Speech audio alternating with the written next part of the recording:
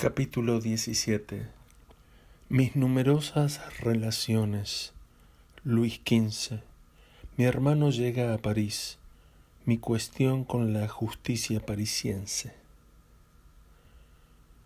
Todos los actores italianos que habían en París quisieron festejarme para hacerme ver su magnificencia.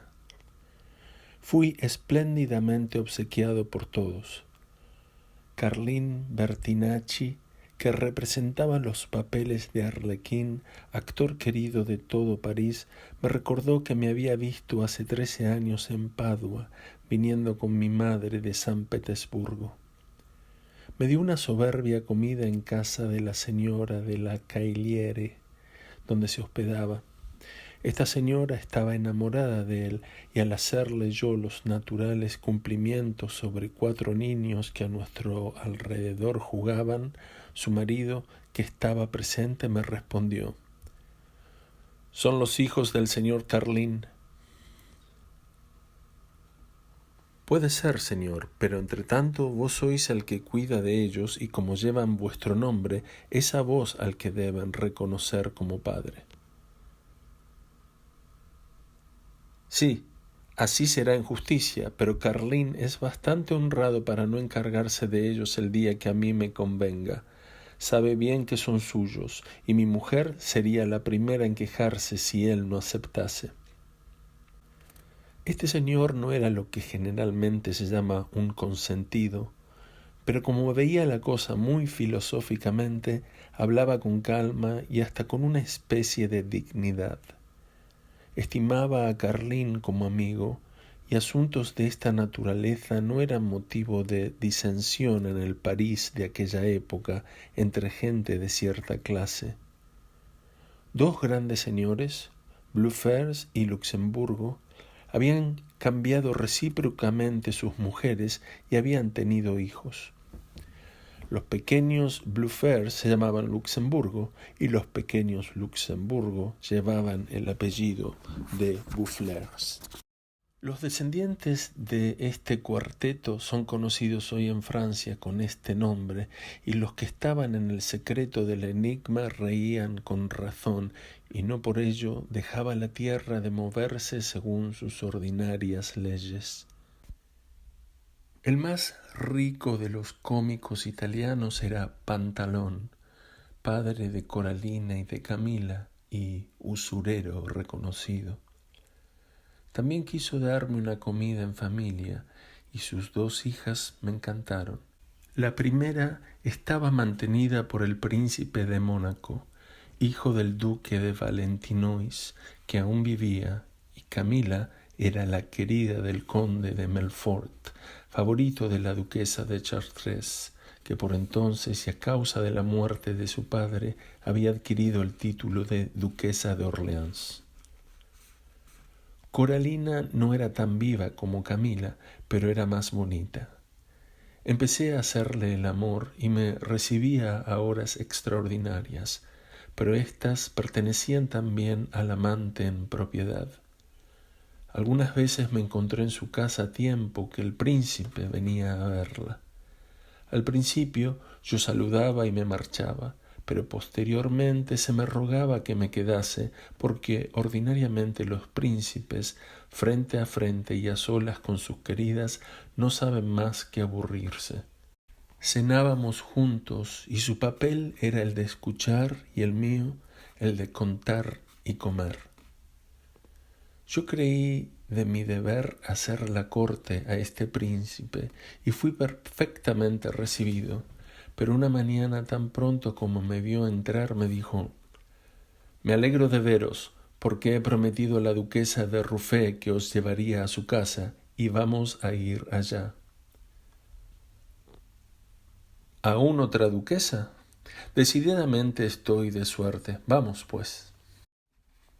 Montamos en un diablo, coche que por entonces estaba de moda, y henos pues a las 11 de la mañana en casa de la mencionada duquesa.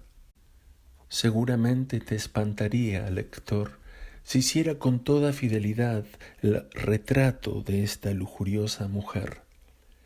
Imagínate 60 inviernos acumulados sobre una cara embadurnada de rojo, una tez barrosa, un rostro lívido y descarnado, toda la fealdad y ajamiento del libertinaje impreso sobre su desagradable fisonomía. Tal se me pareció reclinada en un sofá y exclamando a mi aparición con rabiosa alegría: «¡Ah! He aquí un guapo muchacho! Príncipe, mil gracias por habérmelo traído. Ven a sentarte aquí, niño mío». Obedecí respetuosamente, pero un olor infecto de almizcle que me hizo el efecto del de un cadáver me obligaba a estar violento.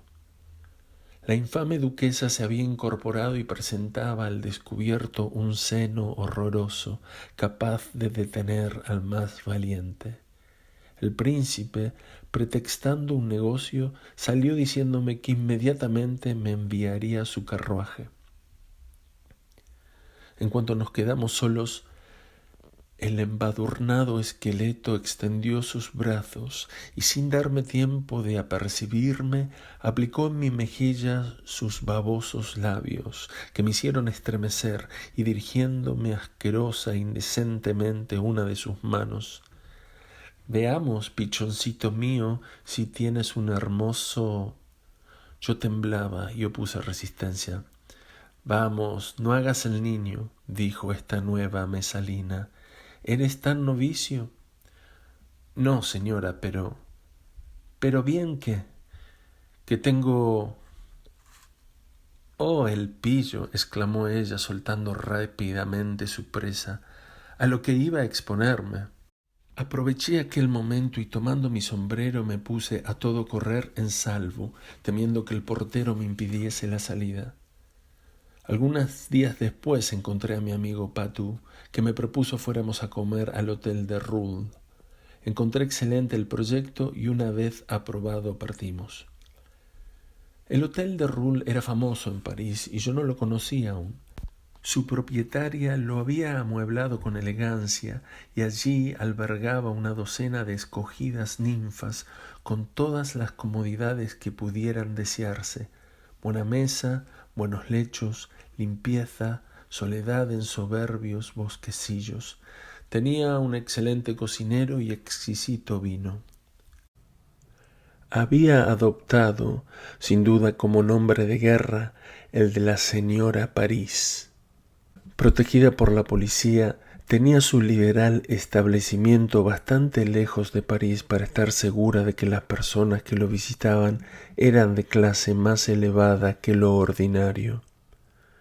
El servicio interior estaba reglamentado con la precisión de un papel de música y todos los placeres estaban sometidos a una razonable tarifa. Se pagaban 6 francos por un almuerzo en compañía de una ninfa, 12 por una comida y el doble por pasar allí la noche. Encontré que la casa estaba muy por encima de su reputación. Montamos un coche y Patou dijo al cochero: «A Chaliot». «Comprendido, señores», nos dijo el cochero. Después de media hora de marcha, detúvose ante una puerta cochera sobre la que había un letrero en el que se leía «Hotel du Roule». La puerta estaba cerrada. Un suizo con grandes bigotazos salió de un postigo y vino gravemente a nosotros mirándonos de arriba abajo. Juzgándonos gente admisible por nuestro porte, abrió y entramos. Una mujer de unos 50 años aproximadamente, tuerta, pero que aún conservaba restos de haber sido una hermosa mujer, se acercó a nosotros y después de habernos saludado políticamente, nos preguntó si veníamos a comer a su casa. A nuestra contestación afirmativa, nos condujo a una sala en que vimos 14 muchachas, todas hermosas y uniformemente vestidas con trajes de muselina. A nuestra aparición se levantaron e hicieron una reverencia graciosa. Todas tenían poco más o menos la misma edad.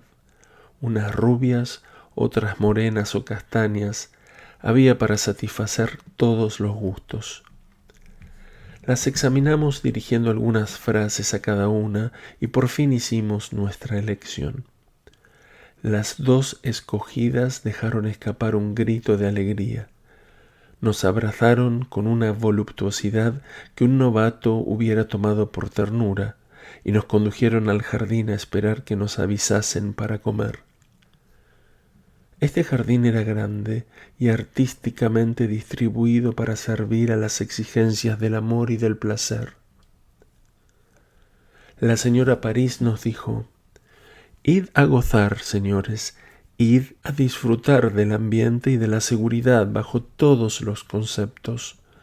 Mi casa es el templo de la tranquilidad y de la salud». Mi hermosa pareja tenía algún rasgo de Coralina, y esta circunstancia me la hizo encontrar deliciosa. Pero interrumpiendo el más sabroso de nuestros goces, nos llamaron a comer. Bien pronto estuvimos servidos y cuando, efecto de la comida, habíamos adquirido nuevas disposiciones, aquella fatal tuerta vino, reloj en mano, a advertirnos que había terminado nuestra partida. El placer estaba tasado a la hora.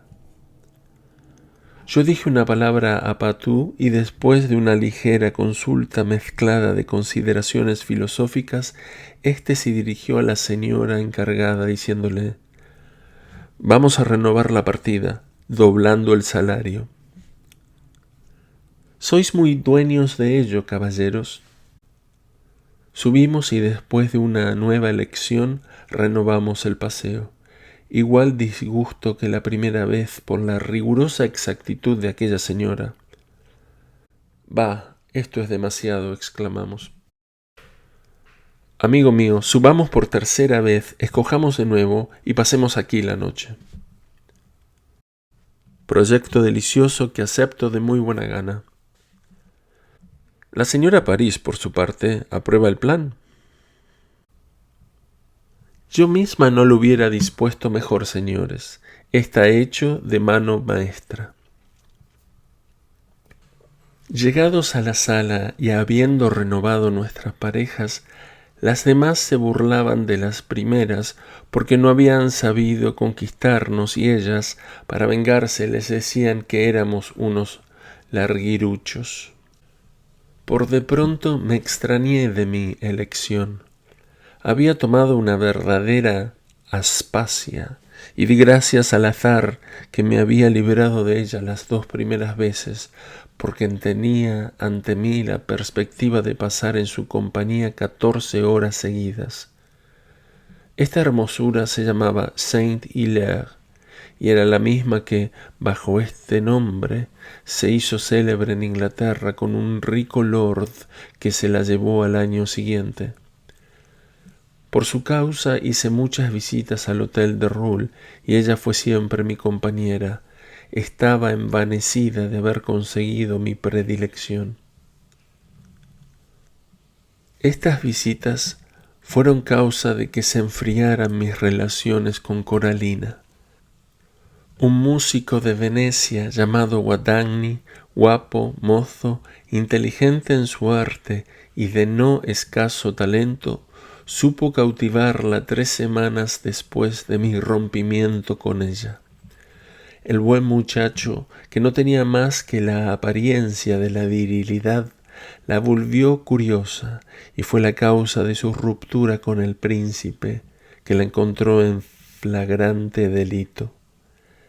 Sin embargo, Coralina supo acariciarlo de modo que poco tiempo después se reconciliaron, y esta reconciliación tuvo por resultado el advenimiento de un hermoso bebé. Fue una hija, pues de la muerte de su padre, el duque de Valentinois, el príncipe la abandonó definitivamente para casarse con la señora de Brignole, genovesa. Coralina pasó a ser la querida del conde de La Marche, hoy príncipe de Conti. Coralina no vivió mucho tiempo, así como tampoco un hijo que tuvo y a quien el príncipe nombró conde de Montreal. La Delfina dio a luz una princesa a quien se dio el título de Señora de Francia. En el mes de agosto se verificó en el Louvre la exposición de los cuadros que los pintores de la Real Academia de Pintura exponían al público, y no viendo figurar en ella ningún cuadro de batallas, concebí el proyecto de hacer venir a mi hermano a París. Estaba en Venecia y tenía talento en este género. Paroselli, único pintor de batallas que en Francia existía, había muerto, y yo creí que Francisco lograría tener buen acierto y hacer su fortuna. En consecuencia escribí al señor Grimani y a mi hermano y los persuadí, pero no vino a París hasta principios del año siguiente. Luis XV, que tan apasionado era de la caza, tenía costumbre de pasar 6 semanas de cada año en Fontainebleau y volvía generalmente a Versalles a mediados de noviembre. Este viaje le costaba, o mejor dicho, costaba a Francia 5 millones. Llevaba consigo todo cuanto pudiera contribuir a los placeres de los embajadores extranjeros y de su numerosísima corte. Se hacía seguir por las compañías de actores franceses e italianos y por los de la ópera. Durante estas 6 semanas, Fontainebleau era mucho más brillante que París, pero no por esto se quedaba París sin representaciones en sus teatros francés, italiano y de la ópera, pues eran muy numerosos los actores con que cada compañía contaba. El padre de Baletti, que estaba ya completamente restablecido, debía ir con Silvia y con toda la familia. Me invitaron a acompañarlos y aceptar una habitación en una casa que habían alquilado. La ocasión era magnífica. Yo me encontraba entre amigos y creí que no debía rehusar, porque no hubiera podido procurarme otra mejor para conocer extranjeros. Fui a presentarme al señor de Morosini, hoy procurador en San Marcos y entonces embajador de la República en París. El primer día que hubo representación de ópera me permitió que le acompañara. La música era original de Lully. Mi asiento estaba en la platea, precisamente debajo del palco de la Pompadour, a quien yo no conocía.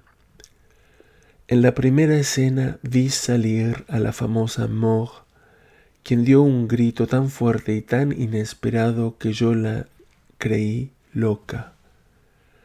No pude menos que soltar una ligera carcajada, pero de buena fe y creyendo que nadie lo encontraría censurable. Pero un caballero del cordón azul, que se hallaba sentado cerca de la marquesa, me preguntó con un tono seco de qué país era. «De Venecia», le respondí con el mismo tono. «He estado allí y me he reído mucho con el recitado de vuestras óperas». «Lo creo, caballero, y estoy seguro de que nadie os habrá impedido reír». Mi respuesta un poco agria hizo reír a la Pompadour, quien me preguntó si efectivamente yo era de allá abajo. «¿De dónde es de allá abajo?» «De Venecia». «Venecia, señora, no es allá abajo, sino allá arriba». Esta contestación pareció más extraña que la primera, y he aquí que todo el palco en consulta para saber si Venecia se encontraba allá abajo o allá arriba. Debieron concederme la razón, porque no volvieron a contradecirme. Al día siguiente de mi llegada a Fontainebleau, fui solo a palacio y vi a Luis XV, que iba a misa, y a toda la familia real y a todas las damas de la corte, que me sorprendieron por su fealdad, así como las de Turín me habían sorprendido por su hermosura. Iba solo, errante por las habitaciones interiores, cuando de pronto vi una docena de feísimas mujeres que, más bien que andar, parecía que corrían. Se sostenían tan difícilmente sobre sus piernas que parecía iban a caer de bruces. La curiosidad me impulsó a preguntar a uno que se hallaba a mi lado por qué aquellas señoras marchaban así. Salen del cuarto de la reina que va a comer y marchan así porque sus zapatos tienen unos tacones de 6 pulgadas de alto, lo que las obliga, para no caer, a marchar con las piernas dobladas por las corvas. ¿Y por qué no llevan tacones más bajos? Porque esa es la moda. Oh, siempre la necia moda. Me interné al azar por una galería y vi al rey que pasaba con un brazo apoyado en los hombros del señor de Argenson. Oh, servilísimo, pensé entre mí, que un hombre se someta de ese modo al yugo y que un hombre pueda creerse tan fuerte sobre los otros solo para marchar en esa postura. Luis XV tenía la cabeza más hermosa que pueda verse y la llevaba con tanta gracia como majestad. Jamás ningún pintor, por hábil que fuese, logró interpretar la expresión de esta magnífica cabeza cuando el monarca la volvía para mirar afectuosamente a alguno. Su gracia y su belleza se atraían desde luego al amor. Al verle, creí haber encontrado la majestad ideal que tanto me extrañó no encontrar en el rey de Cerdeña, y no me sorprendió que la Pompadour estuviese enamorado de esta hermosa fisonomía desde el momento que pretendió la amistad del soberano. Quizá me equivocara, pero la figura de Luis XV obligaba al que la veía a pensar así.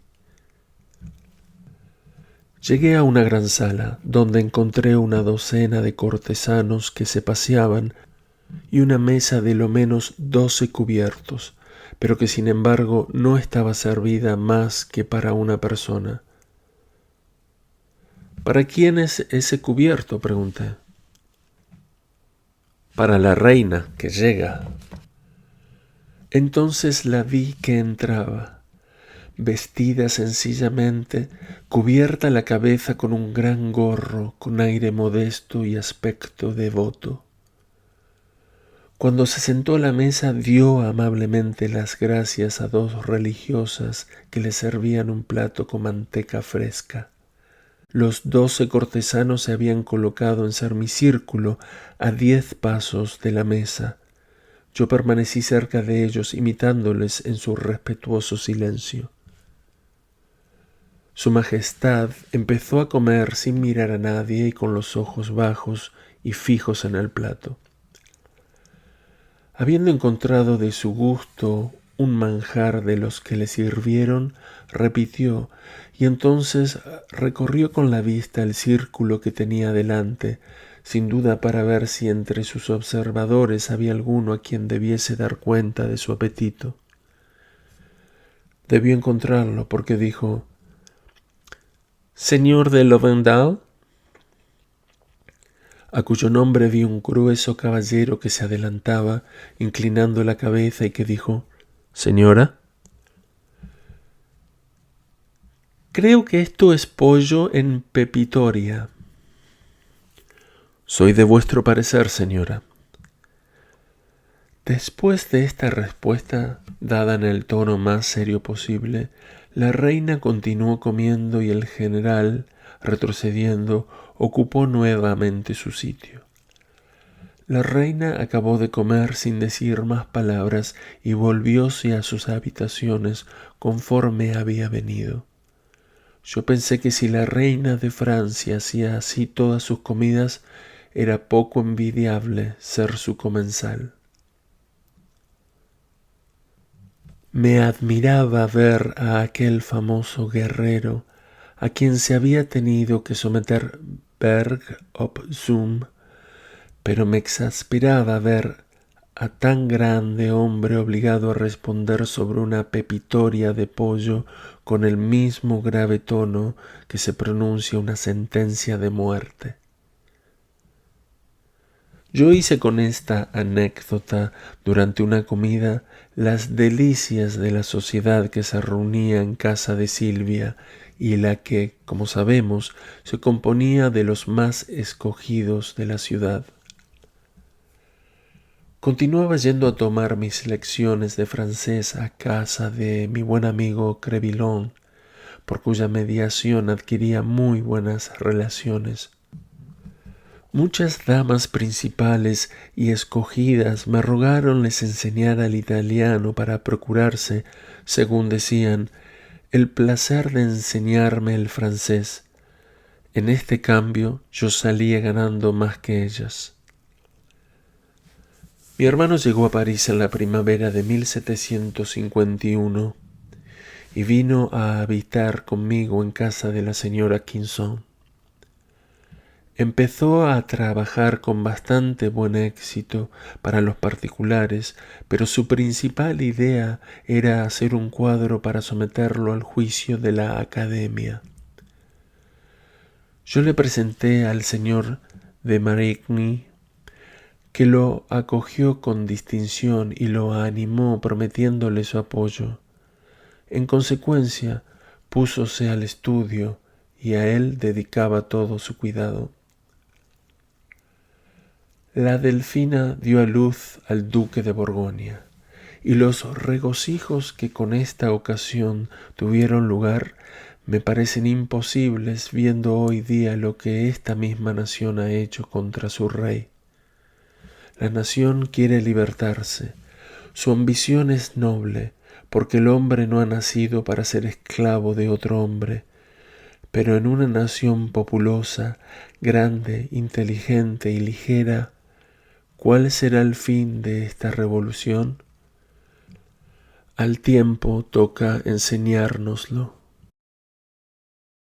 El duque de Matalona me hizo trabar amistad con los príncipes don Marco Antonio y don Juan Bautista Borghese, romanos que vivían en París, donde se divertían, pero sin Fausto. Tuve ocasión de observar que cuando estos príncipes fueron presentados a la corte, no se les concedió más que el título de marqueses. Negábase igualmente el título de príncipes a los que lo eran rusos y se hacían presentar a la corte. Llamábaseles knes, y esto les era igual, puesto que esta palabra quiere decir príncipe. La corte de Francia fue neciamente minuciosa respecto a esto de los títulos. Se ambicionaba y se ambiciona todavía el título de Señor mío, y se decía simplemente Señor a todo el que no disfrutaba de algún título. Observé también que el rey no llamaba a sus obispos sino por el título de abad, aunque estos señores son muy orgullosos de sus títulos. También afectaba no conocer ningún señor de su reino cuando su nombre no estaba inscrito entre los de sus servidores.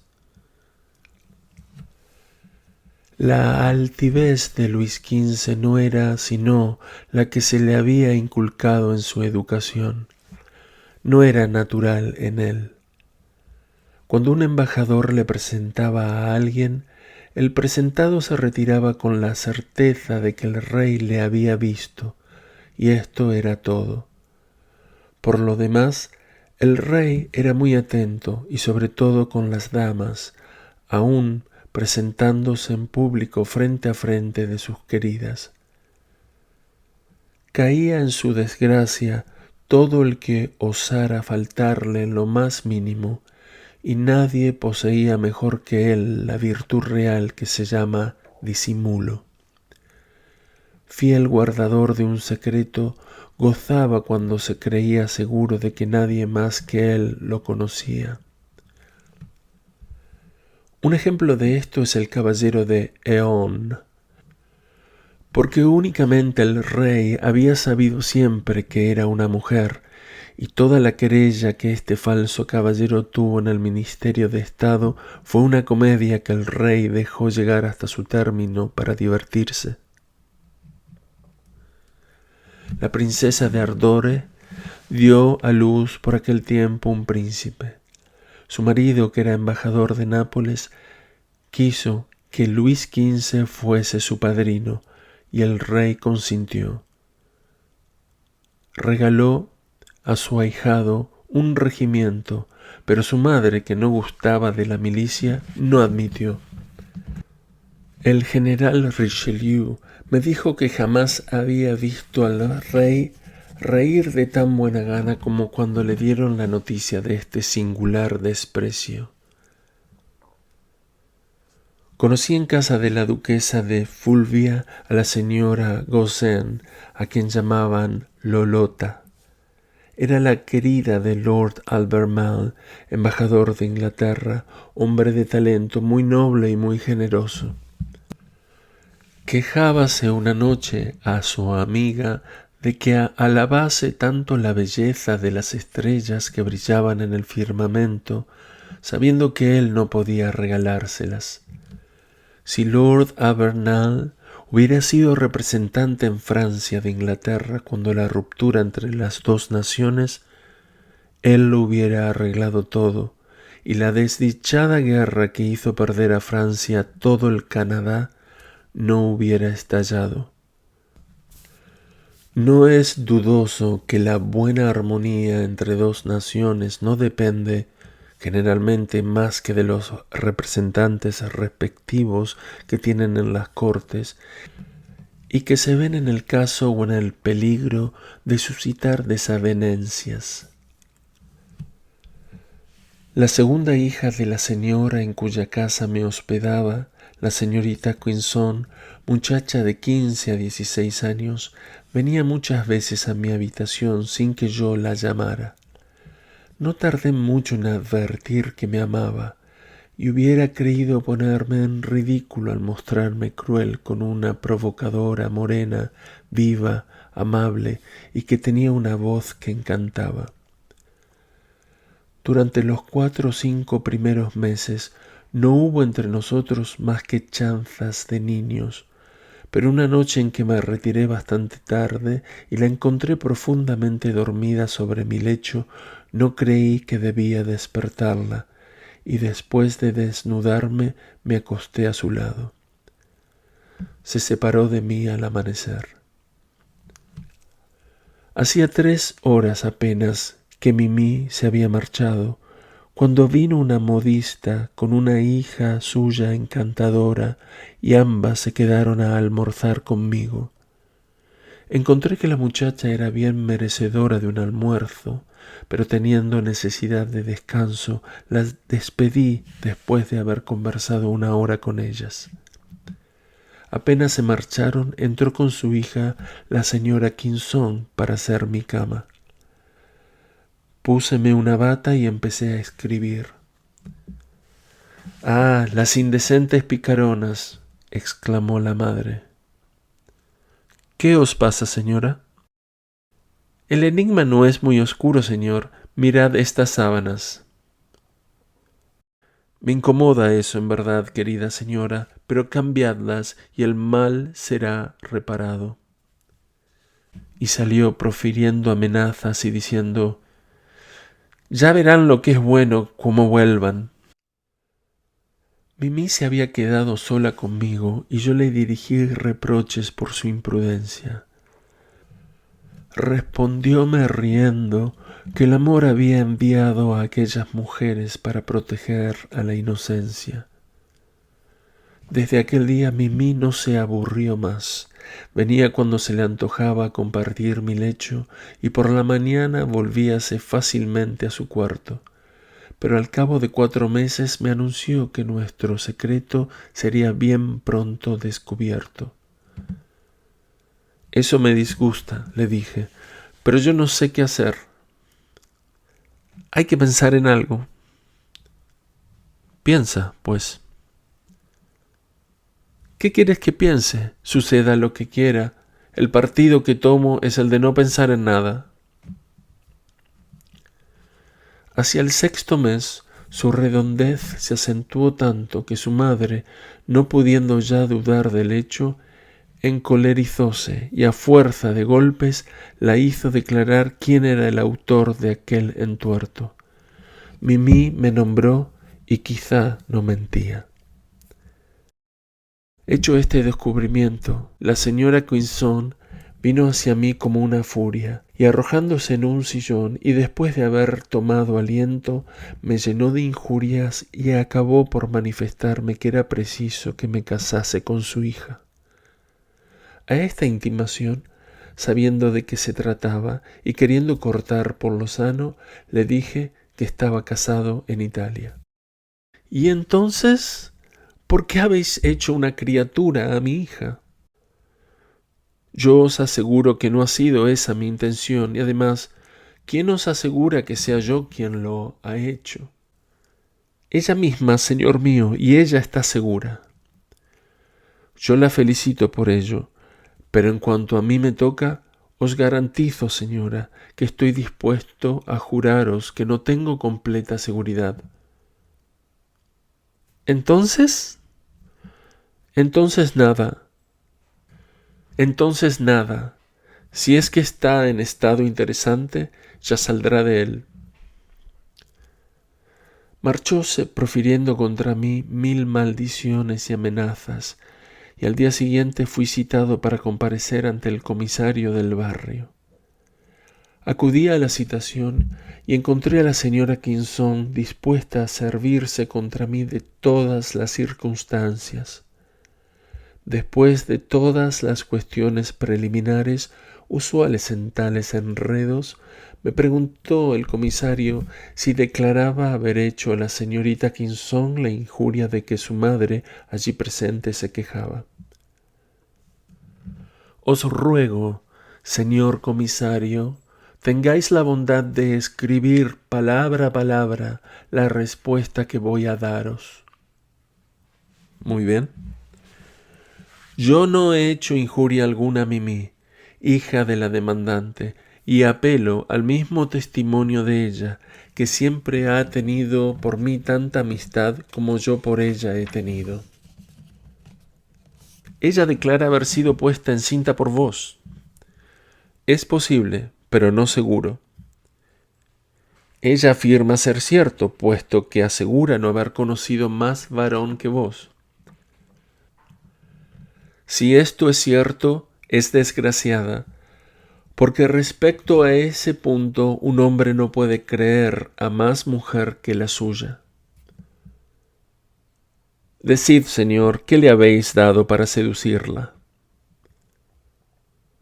Nada, porque lejos de haberla seducido, yo lo he sido por ella, lo que no le costó gran trabajo, poniéndonos enseguida de acuerdo, porque yo soy muy fácil de seducir por una muchacha bonita.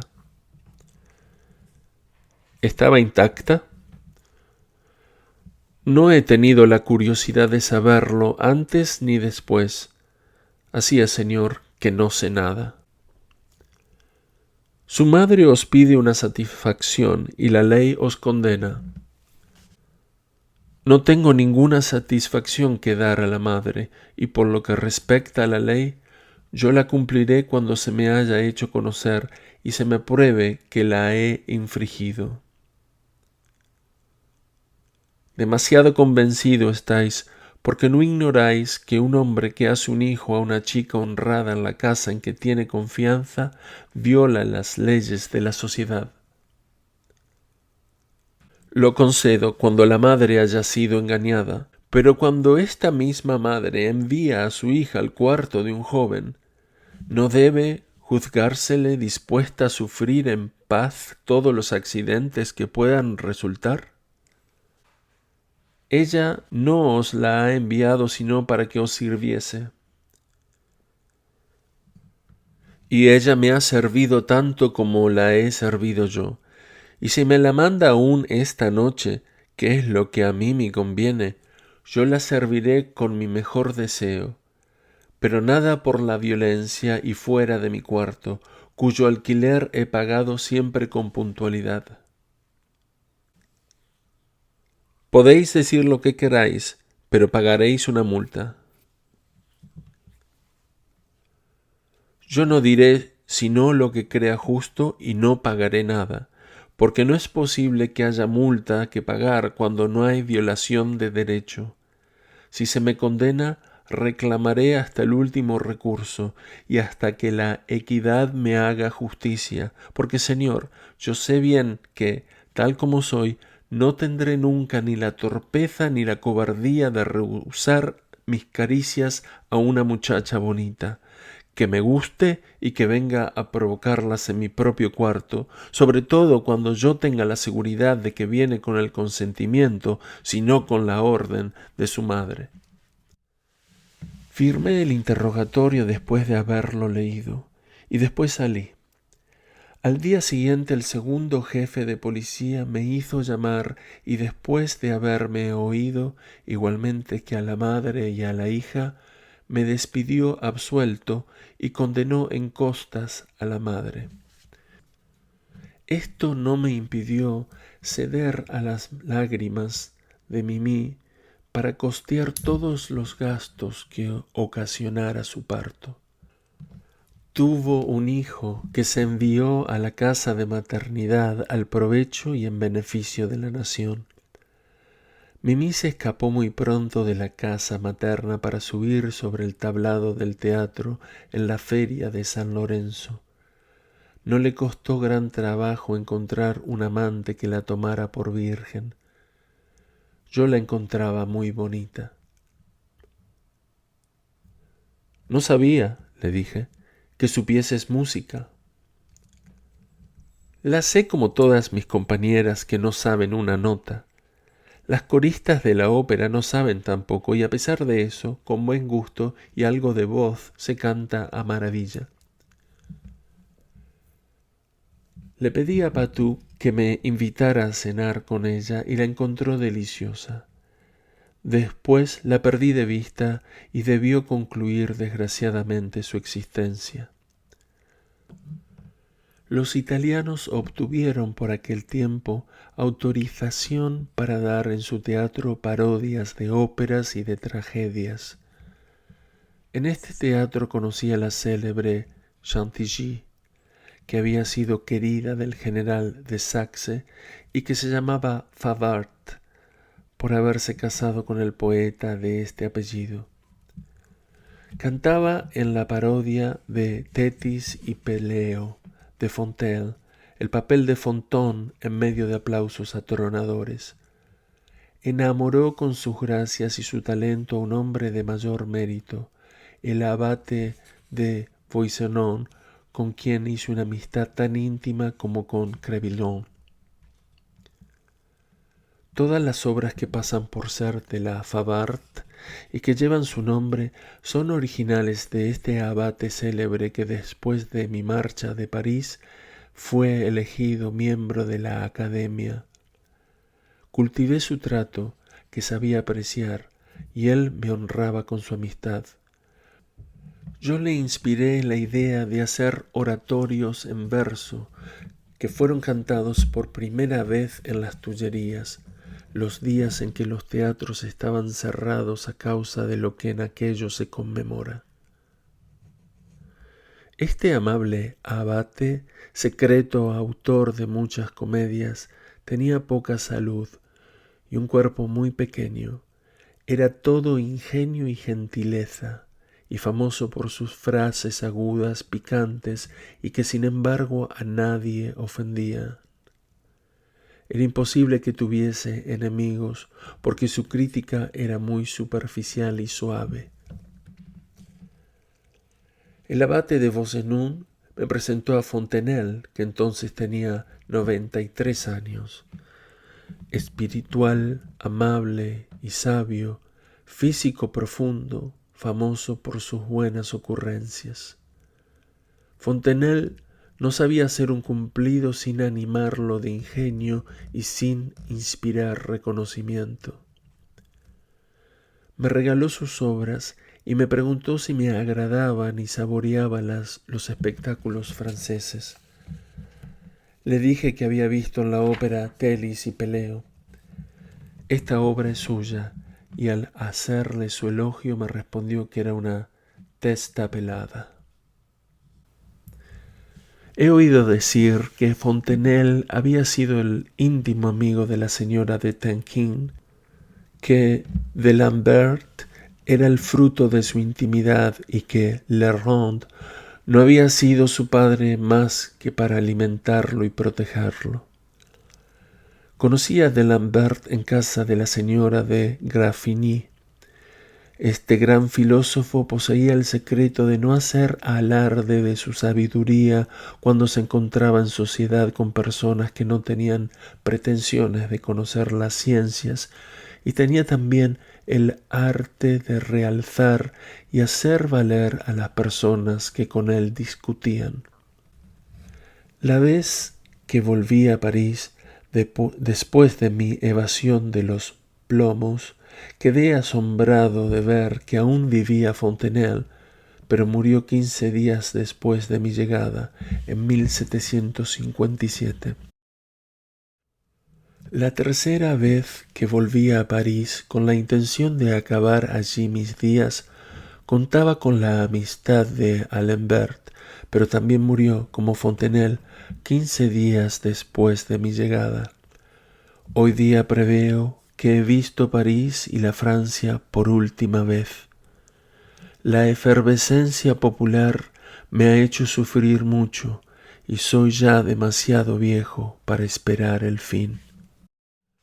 El conde de Loos, embajador del rey de Polonia y elector de Sajonia en la corte de Versalles, me invitó a traducir al italiano una ópera francesa susceptible de grandes transformaciones y bailes apropiados a su argumento, y escogí el Zoroastro del señor de Cahusac.